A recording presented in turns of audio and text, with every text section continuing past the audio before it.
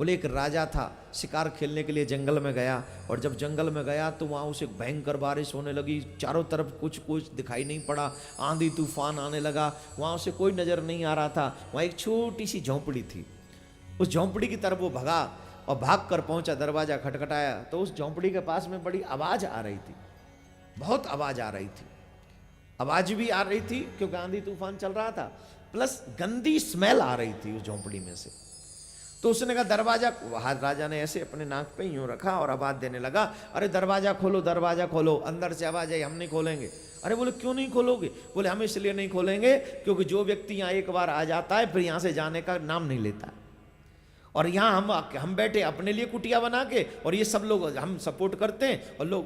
अरे बोले कि यहाँ कौन रुकेगा, इतनी गंदी स्मेल आ रही है, बारिश नहीं हो रही होती तो मैं सारी रात बाहर ही रहता, आपके पास आता ही नहीं, अंदर कौन आएगा ऐसे? बोले नहीं नहीं नहीं नहीं, हम नहीं आने देंगे। बोले मैं वचन देता हूँ सुबह होते निकल जाऊंगा। तो दरवाजा खोला, वचन का नाम सुनकर, वचन दे रहे हैं तो दरवाजा खोला, अंदर झांका तो बड़ा गंदा माहौल था, एक ही व्यक्ति उसमें रह सकता था, इतनी जगह थी वो, और चारों तरफ जो आपकी नाक में होता है, मुंह में होता है, कान में होता है, मल मूत्र वहां पड़ा हुआ था, सब मल भ्रष्टा, सब बड़ी गंदी स्मेल आ रही थी। राजा मुंह पे कुछ रख कर ऐसे चुपचाप खड़ा हुआ, बोले यहां कौन रहेगा, इतनी गंदी स्मेल आ रही है। अरे बोले देखता हूं सुबह जाओगे, वचन दिया है, ध्यान रखना, निकल जाना। बोले हाँ निकल जाऊंगा। अब सुबह हुई, उस व्यक्ति ने बाहर से दरवाजा खटखटाया, निकलो। अब वो कह रहा मैं नहीं निकलूंगा। अरे बोले पागल हो गए हो, तुमने वचन दिया था। बोले मुझे नहीं पता क्या वचन में सब भूल गया, मुझे कोई वचन याद नहीं। अरे तुम झूठ बोल रहे हो, तुमको निकलना चाहिए। तो राजा परीक्षित को सुखदेव जी पूछते हैं, बताओ राजा, उस राजा ने अच्छा किया, अपना वचन झूठा कर दिया?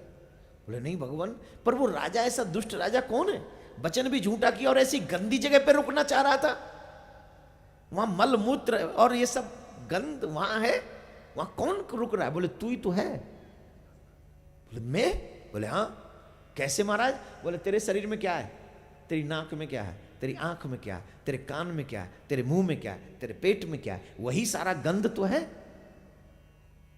इसमें आके भगवान ने कुछ समय के लिए तुझे मौका दिया था और तू जम के बैठ गया, तू जाने का नाम नहीं लेना चाहता। अब जाने के बार भी आ गई तो टेंशन ले रहा कि अब तो चला ही जाऊंगा। क्यों?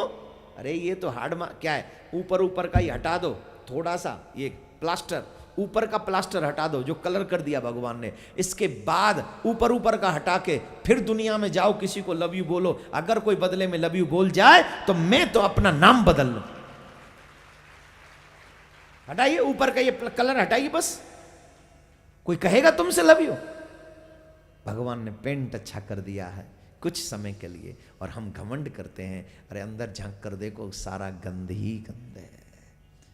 सुखदेव जी की बात सुनकर राजा परीक्षित गदगद हो गए। जय हो महाराज, जिसे आप जैसा गुरु मिल जाए उसे मरने से क्या डर है। तिलक किया, पूजन किया, और गंगा जी के तट पर कुशासन पर बैठ गए। तक्षक के आने का इंतजार किया। सुखदेव मुनि को विदा करके आए हैं, और जो भी द्रव्य दक्षिणा थी उनको देकर विदा किया। और तक्षक आया, डसा, ये तो श्राप की पूर्ति भर है। सच यह है, इस संसार से सबको जाना पड़ता है। जैसे ही भागवत संपन्न हुई थी, उसी समय राजा के प्राण भगवान में समा गए थे। तो आइए भागवत का अंतिम श्लोक आप सब बोलें।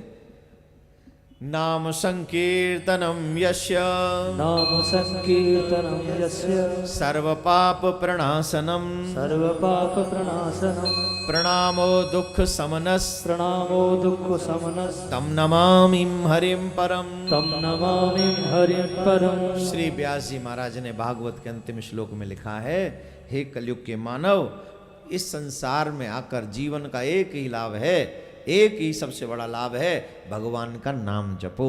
भगवान की नाव की नैया बना लोगे तो भव सागर से पार हो जाओगे, और इस नैया में नहीं बैठे तो कोई तुम्हें पार उतारने वाला नहीं, डूब जाओ। तो मेरे भाई बहन, हमें भी डूबना है या पार होना है, ये हमें डिसाइड करना है। जितना नाम जपोगे, जितना सत्कर्म करोगे, उतना तर जाओगे। और बाकी के बहुत लोग आए, बहुत लोग डूब गए, उन डूबों में हमारा नाम ना आए, ऐसी मैं भागवत महापुराण से आप सबके लिए प्रार्थना करता हूं। जीवन बहुत अनमोल है, एक बार गया दोबारा नहीं आएगा। और ये बात जितनी जल्दी समझ जाऊं उतना ही अच्छा है। कल किसी ने देखा नहीं, हु हैज सीन टुमारो। जो भी शुभ काम करना है वो आज करिए, कल नहीं। क्योंकि कल तो काल का नाम है, काल करे सो आज कर, आज करे सो अब, पल में परले होएगी बहुर करेगो कब। तो कल नहीं आज।